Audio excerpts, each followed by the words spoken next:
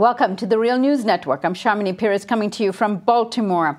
Iraq's Prime Minister Haider al-Abadi criticized on Sunday the slowness of the U.S.-led international coalition against ISIS in providing military support to his army. And in breaking news, after the terrorist attacks in France, the lower house just voted to extend airstrikes against ISIS in Iraq. Now joining us to discuss all of this from Toronto, Canada, is Sabah Alnasseri. Sabah was born in Basra, Iraq, and teaches Middle East politics and economy at the Political Science Department at York University. Sabah, thank you so much for joining us today. Good to be with you, Shamini.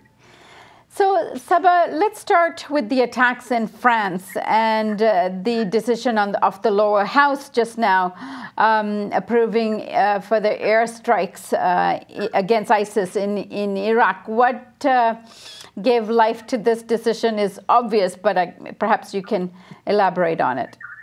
Yes, thank you, Shamini. I said, the last interview of the Real News that when war becomes endemic, justification are contingent. So government in France, the UK, the US, and so on, they use all these excuses to justify their militarist agenda by all means and expand actually their militarist agenda, bombing in Iraq and Syria and Libya and Mali, etc., etc.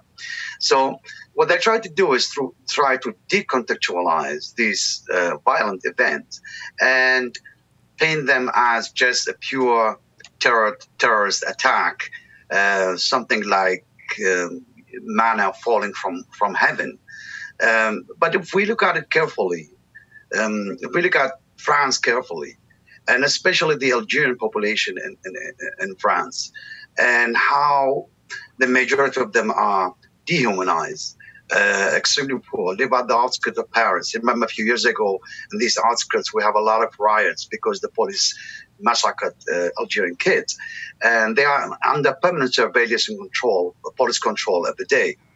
Remember the history of France in the beginning of 1960, when the Algerian population in France went on street demanding independence and so on. They were massacred on the streets, and France did not apologize until today.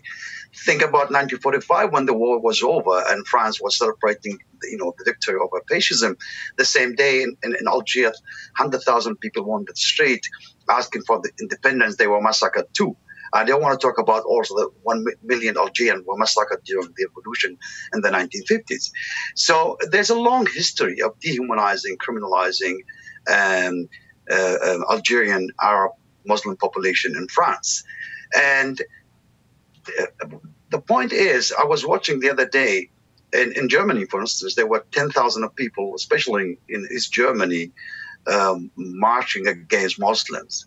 And especially this is the rise of the right in Germany now. Exactly. Protesting, Islam in Germany and Europe. Exactly. Mm-hmm. Especially in cities where you better find foreigners and Muslims or Arabs and so on. And what people forget, that it was Germany during the First World War which built actually the first mosque. At that time, they built it on a prisoner camp for Arab or Muslim to mobilize them against France and the UK and the British Empire. And the same thing the UK and France did during the First World War. They tried to mobilize Muslim and Arabs against Germany and the Ottoman Empire. In other words, the modern term of jihad, modern jihadism, is an imperialist construction. It's not an Islamic one. And this continued after the Second World War with the United States and the invention, the construction also of Islamic jihad. You can say a postmodern construction of Islamic jihad. These are imperialist construction. And people forget that it was their own states who created, armed, organized, trained, disciplined, funded all these extremist groups. Another way, all these extremist groups are nothing but the excesses and the outgrowth of the imperialist interventions and war. Right. And Sabah, getting back to this decision to, the request of the Iraqi Prime Minister for, more assistance in fighting the IS, and the decision of the lower house in France to decide to continue the airstrikes, appears, and the attacks in France itself appears all historyless.